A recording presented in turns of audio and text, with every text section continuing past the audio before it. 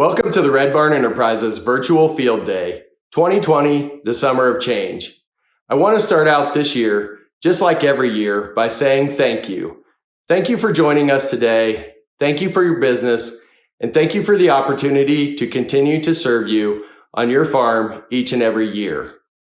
Just yesterday, I made the remark that I am lucky to have the opportunity to work with some of the best people in the area, and I appreciate the relationship I have with each of you and the trust you put in us and the products and services we provide to your farm.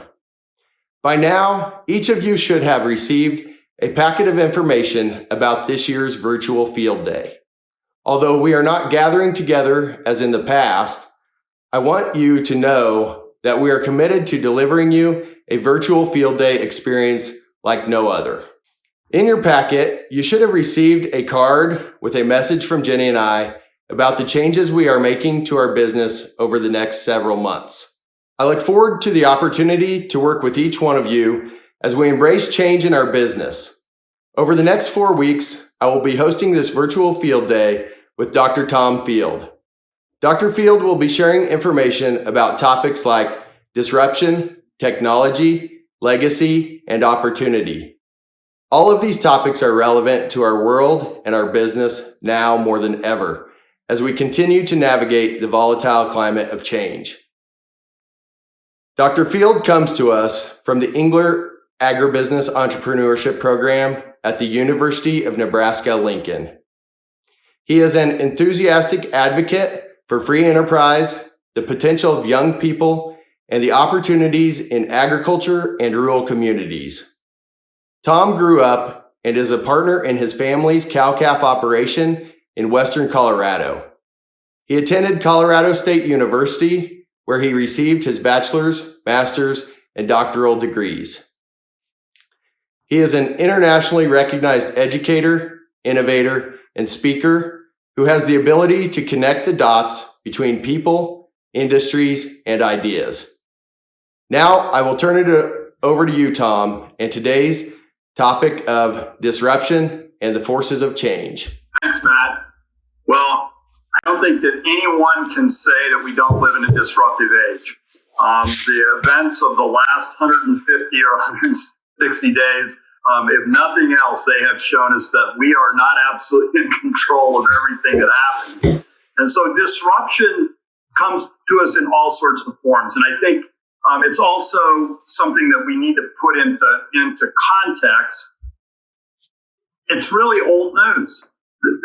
This is not a new phenomenon. We have dealt with change in the past. Think about the opportunities to look back at your own practices. I look back when I was a little kid. We were still putting up hay with teams of horses, and today, feeding a hay crew is not terribly difficult compared to when my mom and grandmother were feeding, 15 or 20 people 2 or 3 meals a day. That was just a completely different world. So things change. There's no doubt about that.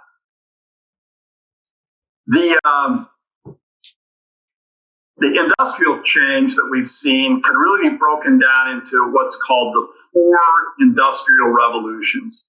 The first one, way back, was sort of the first mechanization, the first mechanical loom, if you will, and that was a big deal. That changed the way that fabric was made, and it created some really unique opportunities. People had a little more free time. You had a little less labor requirement, and that kicked off the beginnings in the middle, late 1700s of these series of changes that would now come to today.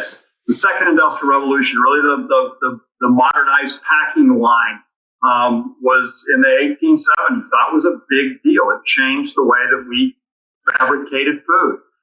Then we got into programmable products, and certainly the third industrial revolution, sort of the beginnings of the computer age. And now today, entering into this world of the cyber physical space.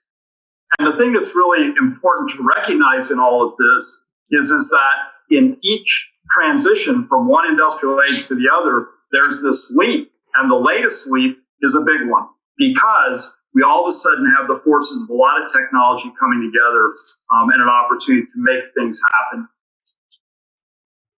So really, we've got game changers coming at us, and they're coming at us every day. The one thing I would say, and as I think about my father and grandfather and even my own life, change is a certainty. It's happened. It's not a new thing. But what is absolutely different is the speed of that change. And we are dealing with change at speeds that I don't think many of us would have imagined even a decade ago.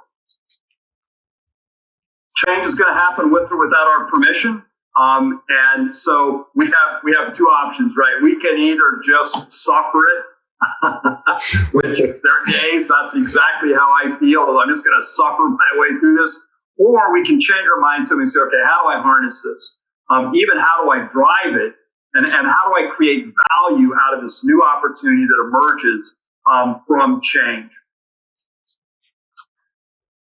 So how do you change your mindset, right? And I'm not even going to try to attempt to pronounce this guy's name from Toyota, but I love this quote: "No problem is problem."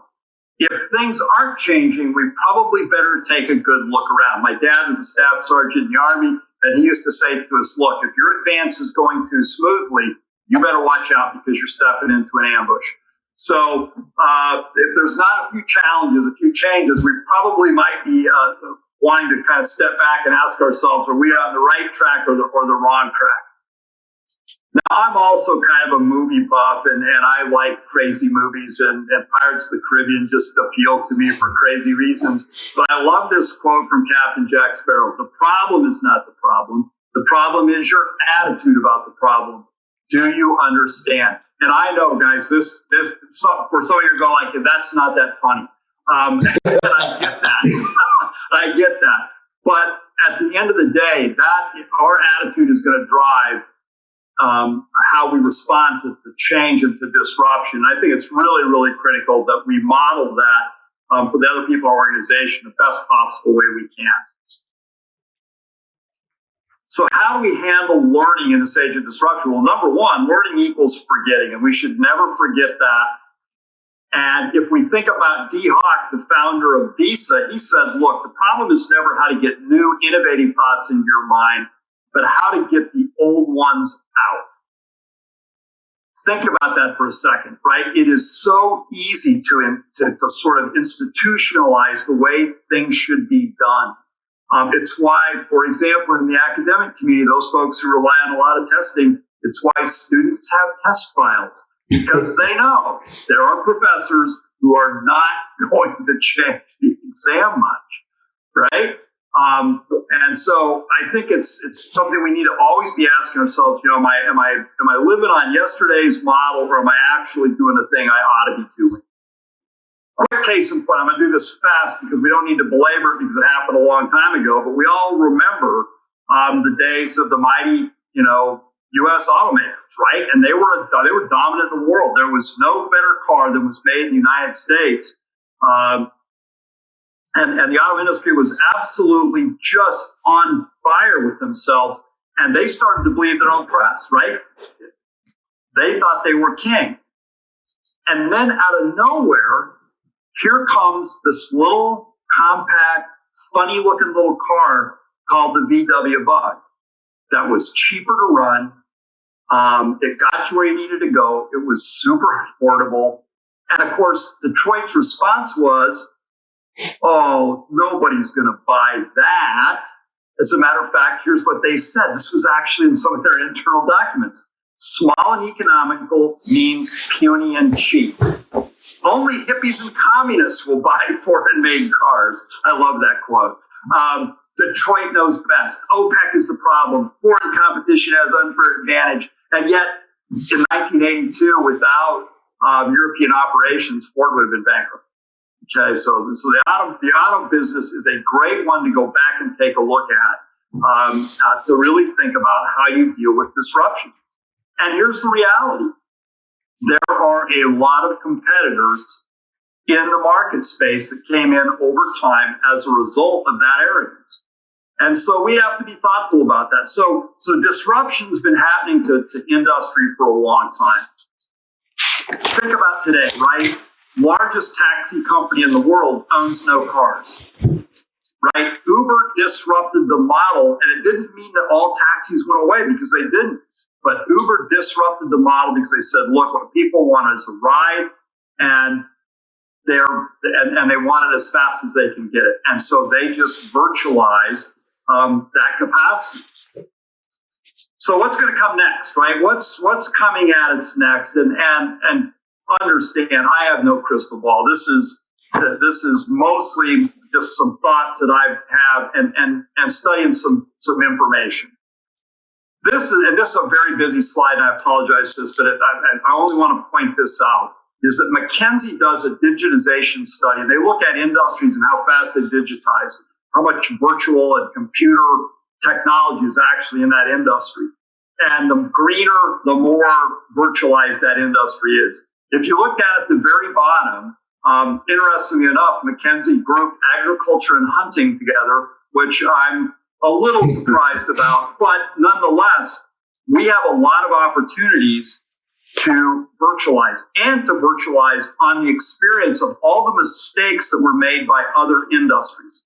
So one of the things that I believe about this speed of change, the fact that we're late to the game generally as an industry, is not a bad thing. It means that we're going to get access to cheaper components, and we're going to get access to better choices because other people made a ton of mistakes. So our job is to learn from those mistakes absolutely as fast as we can. Let's just think about like analytical power generally, right? And I still use a lot of spreadsheets. Excel's, it's easy for me to use. It's easy for everybody around me to use. So, but we're also data warehousing like crazy. And we are now going out into that world of predictive analytics and artificial intelligence. And for me, I can tell you as a rancher, the number one thing I want to have happen is I want to have the capacity eventually to read the trends faster so I can make faster decisions when moisture is going down, when we're headed into drought conditions. I want to be able to respond, even if it's 2 days faster, it can make a massive difference in how we manage. So that's why I kind of am a fan of why I think data analytics has some value for us. Any of us in the livestock business, we hate this picture. We do not like it, right? Fake meat, need a petri dish to death, right? Nobody's going to buy that. Well, there's a lot of money being poured into this space. Now, I think it opens a world of opportunities for those of us in the natural business, because we now have a story to tell that completely flips us, right? As in the livestock industry today, we are now going to use the same messaging that was used against us just 20 years ago. So it's going to be a very interesting process, but we have to be aware of this, right? And the fact of the matter is, worldwide, when we think about food shortages and protein shortages, is this a viable tool in the toolbox? I think we have to just sort of step back, look at the big picture, and think about that.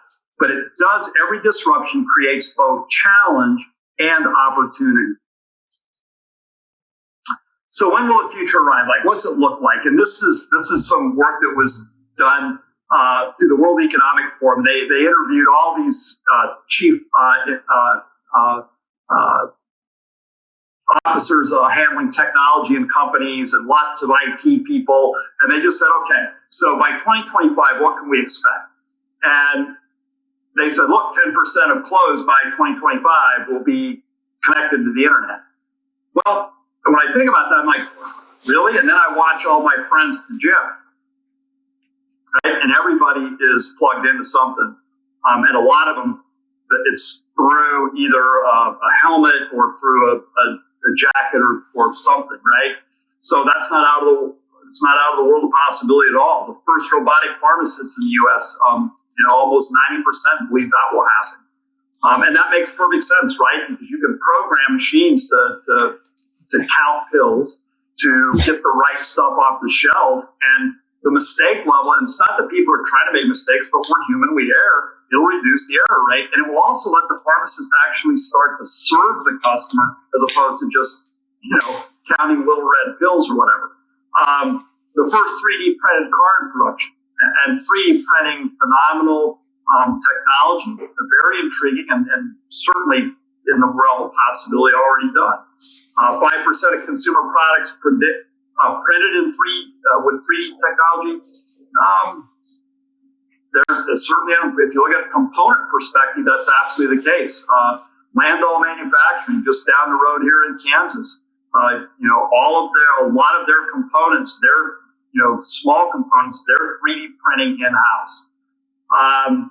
90% of the population with regular access to the internet, I don't think that's out of the question at all. As a matter of fact, you look globally at internet access, it's phenomenal. Driverless cars at 10% on U.S. roads. We'll see. I'm not fully bought into that yet, but I think that's worth thinking about. So all these things happening, right? And my favorite one, the first AI machine on a corporate board of directors. And so I was thinking, well, maybe AI might bring some value to politics. And who knows, right? I mean, but I think it's interesting to think about the fact that there's a lot still coming at us. But in the midst of all this, there's still the need for humans, right? Your hands in the soil still matter, right? Your hands in the soil still matter. And human touch still matters in everything we do. And if anything, we maybe get even more humanized in the process. So disruption, in summary, hey, it's real. It also creates opportunity. It's not new. We have the capability to harness it. The name of the game is to figure out which tools actually fit our operations and to use those and to learn from all the mistakes made by those who were in front of us. It's one of the greatest times in history to be the last dog to the bull.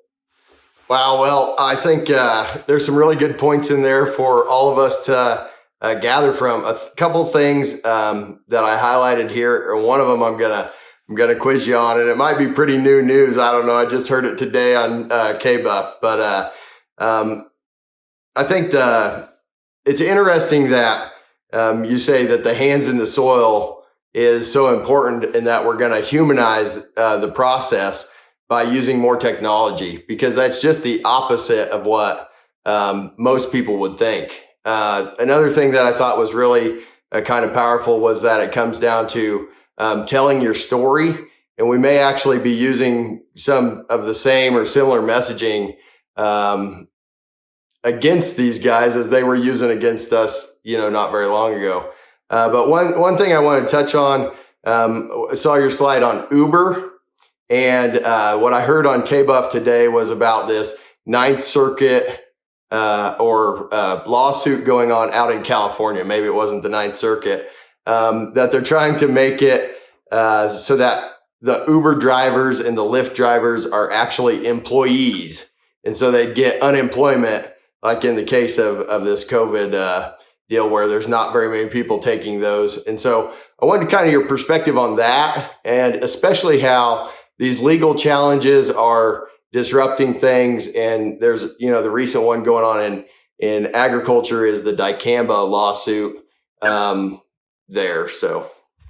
Well, again, anything I have to say now is absolutely my own personal opinion. So recognize that you're probably going to get some of the old my philosophy on things. So there's no business model too cool not to have government mess with it.